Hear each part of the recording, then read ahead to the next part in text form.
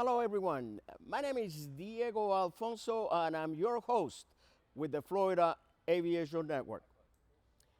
We are broadcasting free and in the clear from the Aerospace Discovery in the Florida Air Museum at the Sun and Fun Complex in Lakeland, Florida, during its 43rd annual Fly-In and Exposition. Today, we're going to take this opportunity to address a very important safety issue. In addition of me being able to work with the Florida Aviation Network, I'm also a flight instructor, and the issues that we're going to address today have to do with loss of directional control on landings. Um, just about 5 years ago, I created a video in which we talked about this at length. We identified 8 different areas that create some problems. And these 8 areas are inherent to the training process. So what I mean by that is that these 8 areas can be eliminated. Later on, I'm going to talk in detail about the touch and go and the go around. Going back on my earlier career, I was never an advocate of touch and goes. I believe that a touch and go is counterproductive in the training of a pilot. Between the years of 2006 and 2012, as an FAA inspector, I was in charge of 8 141 flight schools in the Central Florida District, at the Orlando FISDO or FISDO 15. Now, you may not know this, but the FAA inspector who is responsible of a flight school as a POI, those are the 3 letters that identify that, which is the principal operator inspector. The authority that we have is to approve training programs for different schools. We cannot tell school exactly how to teach. That is something that every school develops their own program, their own methods. They have different, you have so many different geographical situations that call for different ways in how to teach things. So I could only recommend to the school's chief flight instructors if we see something that may be of help to them or that may improve, for that matter, their training. After a lot of discussions and a lot of resistance, I was able to convince a couple of them to stop doing touch and goes. Actually, I was a pilot examiner for about 26 years, and I conducted over 6,000 rides. And the first thing I always told a student was, or a pilot applicant during the initial briefing is, there will be no touch and goes. Simply because I don't believe in touch and goes. I think even for tests, it shouldn't be, because this raises also the pressure of the applicant, regardless of whether it's a private pilot, a commercial pilot, or a CFI applicant, or an ATP for that matter. I think that the pilot should just go and do whatever landing the examiner specs for them to perform. Full stop, taxi back, catch their breath, go back to the departure end of the runway, and then when they're ready, well, they go ahead and do it again. So anyway, I was able to convince these 2 schools. One of them, and here's what I told them. I said, forget about whether I'm right or wrong. That's totally immaterial. There's no, just try this for 30 days. Just say the next 30 days there's going to be no touch and goes. And then you're going to see the differences. Another thing is, see, I'm a mechanic also. So I understand the dynamics that go through or that affect an airplane on a roll when you suddenly add power to it and you have all these aerodynamic forces that are trying to derail the course of the airplane while underground. So now the pilot has to correct for this, sometimes abruptly. Well, that puts a lot of pressure and loads on the landing gears, especially on the nose gear of the airplane, which is the weakest link in the landing system. And some aircraft are designed where the length of the strut it's pretty high, and the higher that strut is, the higher the load, and the more damage over time occurs to that airplane. And that's why you have a lot of training airplanes that do a lot of shimmy. You probably, if you're a student, you probably had seen this. You're trying to take off in the airplane, the nose gear starts shimmy. Well, that's because all those side loads that were put in by the wrong use of the rotor, brakes, or both, and a lot of them had to do with the touch and go itself. So LOTCO stands for loss of directional control on landing. And going back a few years here in this FISDO in Central Florida, we had a tremendous amount of incidents and accidents by first solo pilots, private pilots, and rated pilots, commercial pilots, in the landing phase. So that's why this came about. There are two major issues. The touch and go is one, and the other one is the go around. First, I am going to talk to you in detail about the reasons of why we should not do touch and goes. You are going to hear now my explanations on the pros and cons of touch and goes.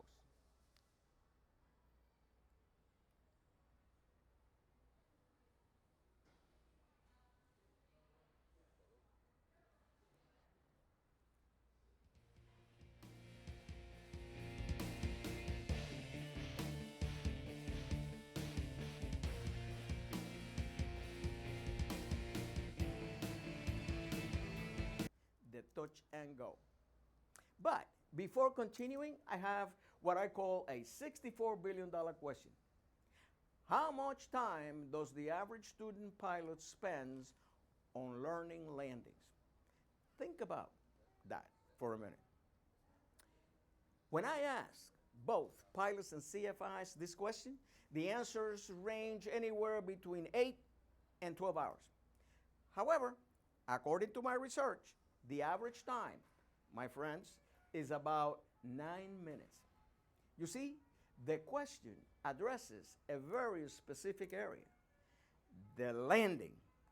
Please note that the landing begins at touchdown and ends exiting the runway, except the crosswind landing that ends at the tie down. The rest is time spent in the pattern or approach. I guess by now you are thinking, where is he going with this? Well, I'm trying to address what I considered the second cause of load call, which is the touch and go. You see, my friends, the landing begins when the airplane touches down. 6.5 minutes. And when the student pilot begins to rise in the landing flaps and applies power, the landing phase ends and the takeoff phase begins. If you time the length of this process, is about 6 seconds on average. My research showed that the average amount of landings performed by students from 0 to solo is approximately 82.5. So, for the sake of simplicity, let's round that up to 90. If you multiply 6 seconds times 90, you will have 540 seconds. And if you divide 540 seconds by 60 seconds, you will come up with 9 minutes. That, my fellow pilots, is approximately how much time a student pilot spends learning how to land an airplane. And yet, we can't figure out why we're having so much problems with load call. Seriously? Why is the touch and go part of the training? The touch and go is being used as a teaching tool when in reality it is a practice tool. The only advantage of the touch and go is that it does reduce time and expenses when practicing approach and landings. Emphasis on practicing what you already know. There are conflicting opinions about how the touch and go was introduced in aviation. Some say the military aviators, others say the airline industry. I really don't know. What I do know, however, is that the touch and go was created to practice what you already knew, not to learn how to do it. How does the touch and go specifically affect the learning of landings? Well, let's look at the student's reaction during the approach, the touchdown, the rollout, and exiting the runway when conducting a touch and go. Let's see what happens during the approach. It is practically impossible for students to concentrate on the approach when they are concerned about the takeoff. You see, the focus is shifted to, will there be enough runway left? Will the airplane have enough energy to complete a successful takeoff? In other words, very little learning about the approach itself is taking place. Now, let's talk about the touchdown. During the touchdown, the focus shifts rapidly from the follow-through on the controls during the landing to the control inputs required for the takeoff.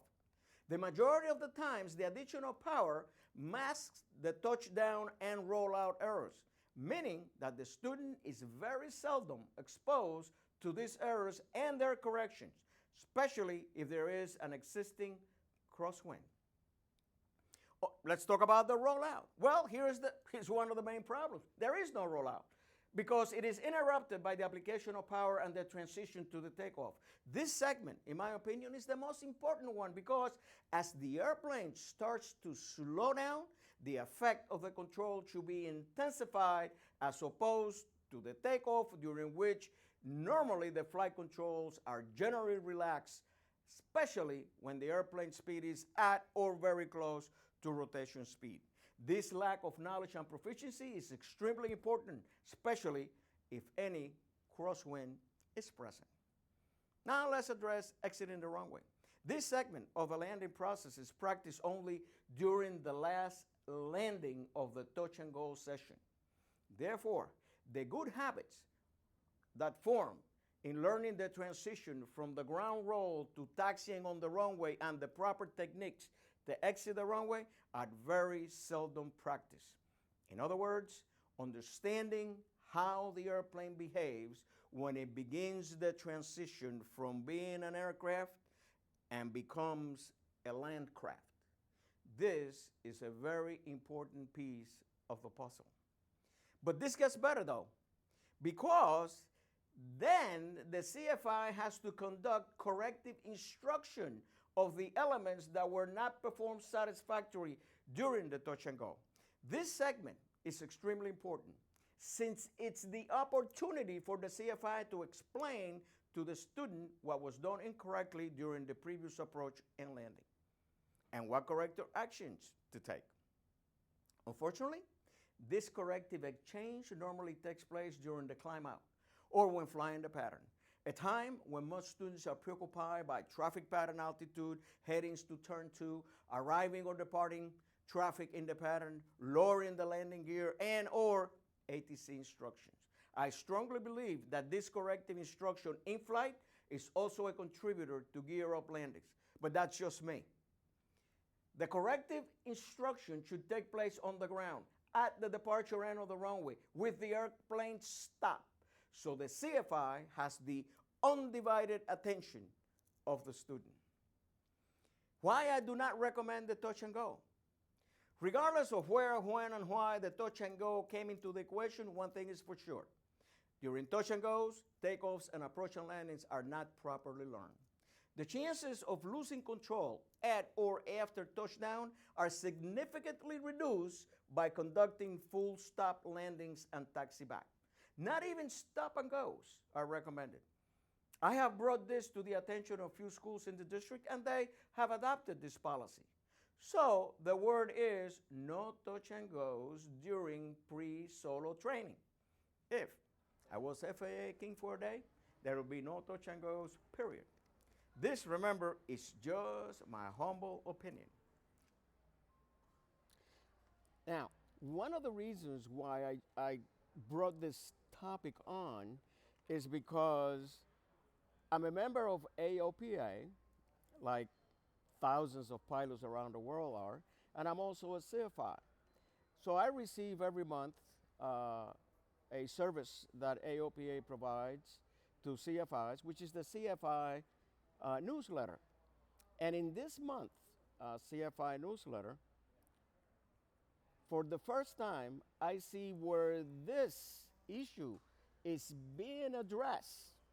And it looks to me at a national level because AOPA has it on its letter. And nothing makes me happier or made me happier when I saw that when I was watching this in my computer, because finally this is getting at the forefront. And I really believe that if we address this issue, we're going to cut down tremendously on accidents and incidents during the landing phase. There is also another issue that I raised together with this issue, actually going back maybe about 7 or 8 years. You know, I've been doing safety seminars throughout the state of Florida for over 25 years. But I really started this campaign of touch and goes and go-arounds about 8 years ago, 9 years ago.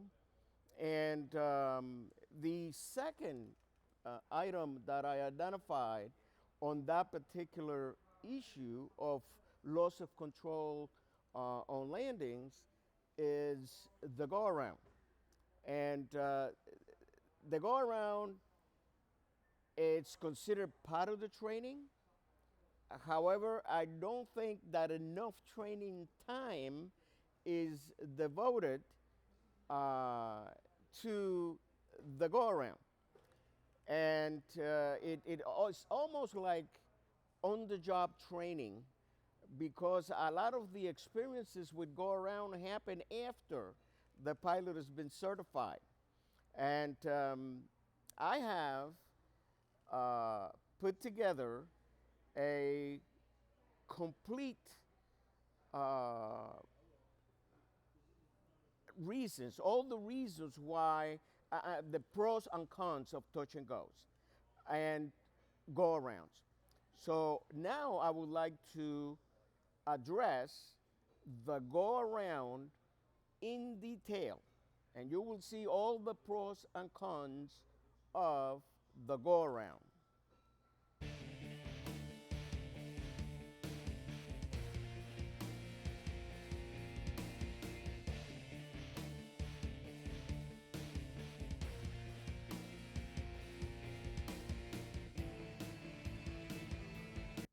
The go-around. I really think that the implications that exist during a go-around maneuver are not completely understood by students in general.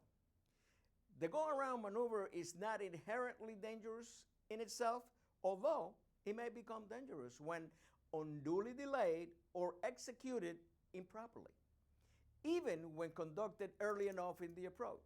And here's why. When a go-around is initiated, the aircraft is usually at a low altitude in a high drag or dirty configuration at a very slow speed, and then when full power is applied, a pitch up attitude may be attained if the aircraft is still trimmed for a nose down attitude, increasing the chances of a stall very close to the ground. Additionally, in a propeller-driven aircraft, this situation may get complicated further because of the induced yaw to, due to all the turning tendencies that come up when you add power. All this, if not properly counteracted, may equal the possible loss of directional control while airborne, and eventually contacting the ground, creating the Lord call. Because of this, just like any other normal maneuver, the go around must be practiced and perfected. Emphasis on perfected. By the way, that is an FAA recommendation. Although the need to discontinue a landing may arise at any point in the landing process, the most critical go-around will be one started when very close to the ground. Therefore, the earlier a condition that warrants a go-around is recognized, the safer the go-around will be. The next question is, why student pilots delay or don't conduct a timely go-around? Well, during my research, 4 areas of interest addressing this issue were discovered. This could be referenced to the following sources. Landing expectancy or set. In other words, the belief that conditions are not as threatening as they are and that the approach will surely be terminated with a safe landing. Pride. The mistaken belief that the act of going around is an admission of failure. In other words, failure to execute the approach properly. Nothing could be further from the truth. Next, not being confident in performing the go-around maneuver due to the lack of proper and extensive training. The next one is students being trained to save the landing at all costs. In other words, we're going to land this airplane no matter what. That is a bad thing. It truly amazes me how little emphasis has been placed in teaching the go-around. If you don't believe me, check your logbook and see how many go-arounds or rejected landings were conducted before soloing. I'm going to go out on a limb here, but according to my research, they will not be more than 1, 2, or maybe 3 at the most. Or better yet, how many practice go-arounds have you performed after the supervised solos or after obtaining your pilot certificate? Food for thought. It is time that we change the students' and pilots' mindset when it comes to landing. The way students and pilots are training today is that when they are abeamed the touchdown point, the student or pilot will say something to the effect of, I will land on the numbers or the 500 or the 1,000 foot marker. Unless something looks bad, then I will go around. This, my fellow pilot, indicates that a commitment to land has been made and the go around, although mentioned, the decision to do it hasn't been made. Instead, the student pilot should say, this will be a go around. Unless everything looks right, then we land. The flight instructor should emphasize early on, and the student pilot should be made to understand that during an approach to landing, the landing is the alternative to the go around, not the other way around. This mindset is so important that it should also apply to instrument approaches. If taught this way, the commitment is to go around, not the landing. This, I think, will be a way to change today's culture in teaching go-arounds and avoiding lot call. You know, I believe it was Albert Einstein who said, doing the same thing over and over, expecting different results, it's pure insanity. And this is a message that I want to get across to CFIs and flight schools. We've been doing the same thing over and over and over, and the results don't change. So whether I'm right or wrong is immaterial. All I'm asking is, let's try something different for a certain period of time, like 30 days. If you run a school or if you're a CFI, don't do any touch and goes in the next 30 days. with your students. The touch and go, the touch and go phase should be uh, eliminated completely, except for practicing. Once the pilot learns how to land an aircraft, then you can use the touch and go. The go around, on the other hand, needs to be taught more often, needs to be practiced more often. And that is one of the largest problems that we have seen um, in the district. Now, I have my company, which is Flying Colors Training Solutions, and what we do is produce videos, and we're producing instructional videos. Right now, if you go to my website, which is Florida, I'm sorry, Flying Colors Training Solutions.com, you're going to find 3 videos there. They're completely free. Anybody can watch them. One of them is titled Landings, and it addresses the load call issue. Load call, again, is a new letter combination that we have now, and it's called loss of directional control on landing. There is a complete video there that addresses the 8 areas that I feel contribute tremendously to the landings, incidents, and accidents.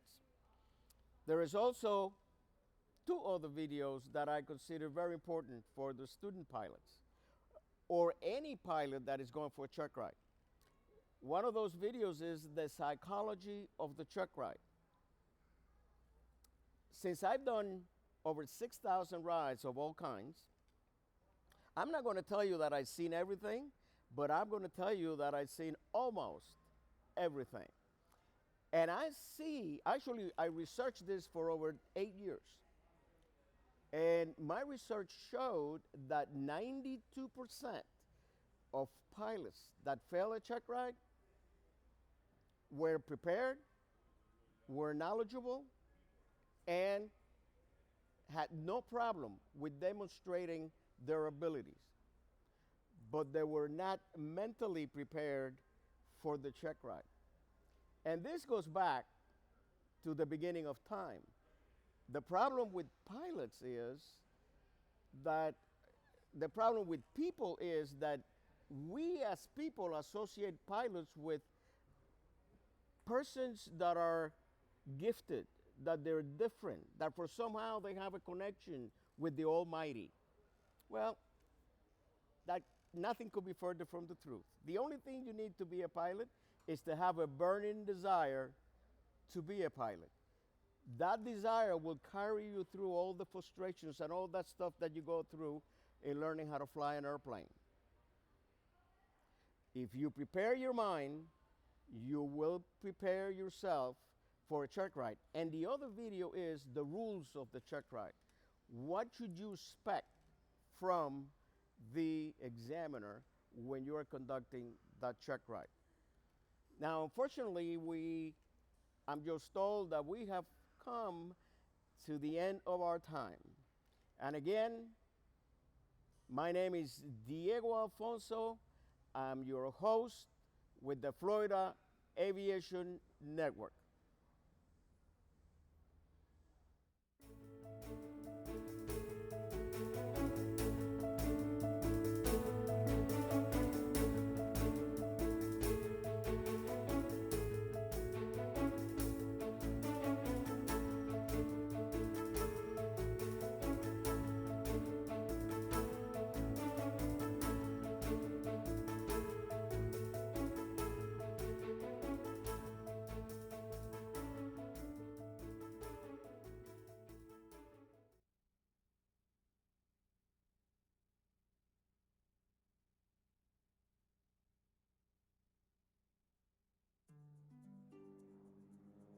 It's been